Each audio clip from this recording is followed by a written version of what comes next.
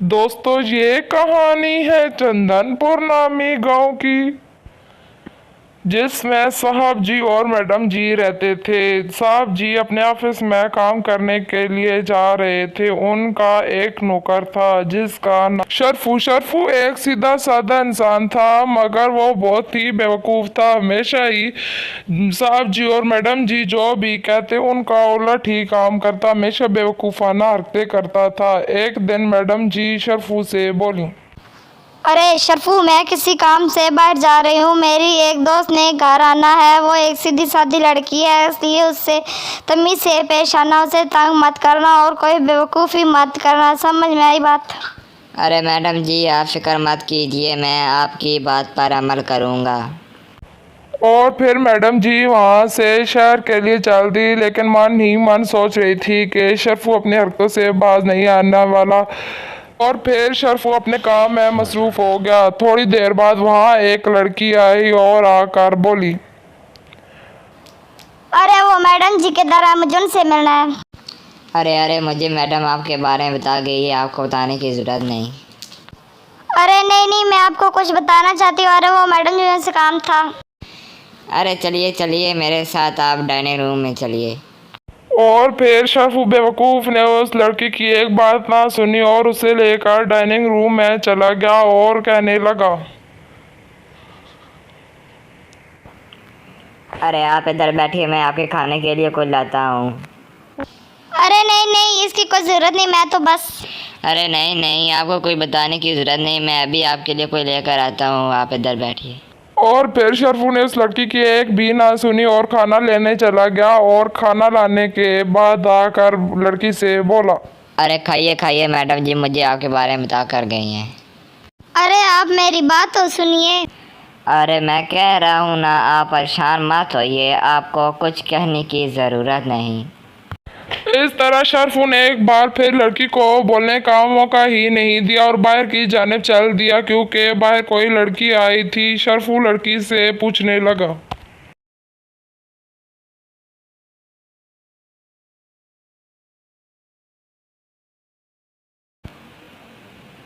अरे आप कौन?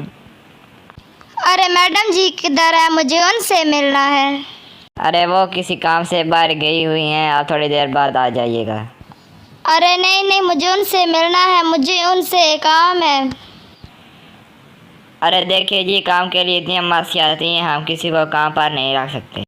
अरे मैं तुझे कोई काम वाली लगती हूँ? तेरी शिकायत तो मैं मैडम से करूँगी। और लड़की वहां से गुस्से से चली गई। और शरफू ने शुक्र अदा किया कि चलो अब जाकर मैडम जी की सैली की खिदमत करता हूँ, वरना मैडम जी डांटेंगी। शरफू ने जाकर मैडम की सैली से कहा, अरे चलिए चलिए, मैं आपको मैडम जी के कमरे में ले जाता हूँ। अरे नहीं, मैं तो वो बस। अरे चलिए चलिए, आप परेशान मत होइए, मैं आपको मैडम जी के कमरे में ले जाता हूँ।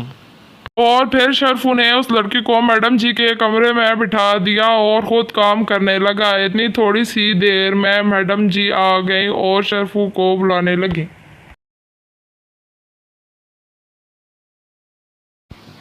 अरे ओ शर्फू किधर गए, जल्दी आओ। और फिर शरफू खुशी खुशी वहाँ आता है कि आज तो मैडम मुझसे खुश होंगी। अरे मैडम जी वो काम कर रहा था। अरे मेरी सहेली है, उसकी खिदमत की या उसे परेशान किया? मैंने उनकी बहुत खातिर तवाज़ो की है, वो आके कमरे में बैठी है। अच्छा, पहली बार तुमने कोई ढंग का काम किया है। मैं कमरे में जाकर उनसे मिलती हूँ। और फिर मैडम जी अपने कमरे की जानिब अपनी सहेली से मिलने के लिए चल दी और वहाँ जाकर हैरत से बोली, अरे सीता, तुम यहाँ क्या कर रही हो?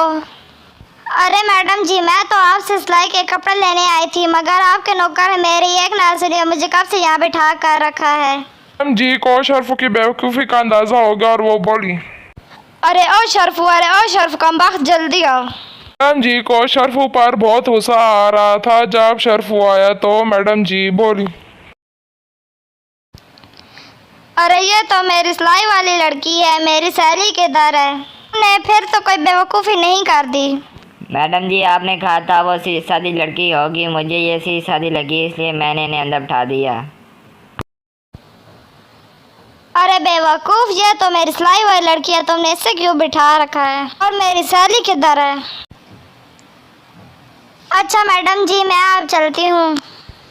ये कहकर सीता वहाँ से जाने वाली बनी क्योंकि शर्फू ने उसे काफ़ी देर से बिठा कर रखा था और मैडम को शर्फू पर बहुत गुस्सा आ रहा था। इतनी देर में साहब जी आ गए और शर्फू से बोले,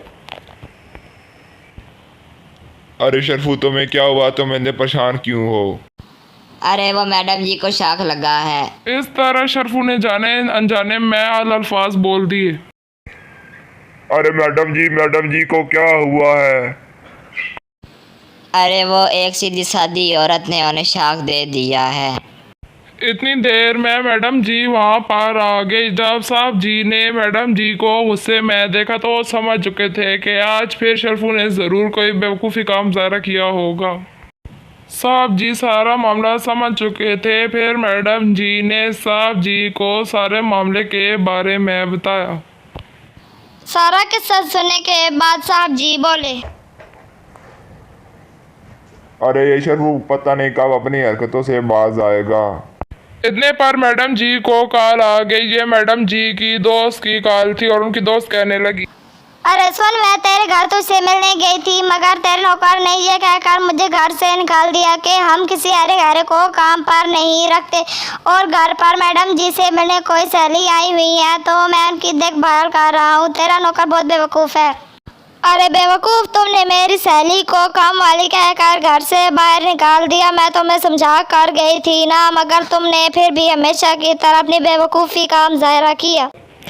दोस्तों अगर आप हमारे चैनल पर नए हैं तो हमारे चैनल को लाइक, सब्सक्राइब और शेयर करना मत भूलें और बेल आइकन को प्रेस कर दें ताकि हमारी हर आने वाली वीडियो का नोटिफिकेशन आपको मिलता रहे। Thanks for watching.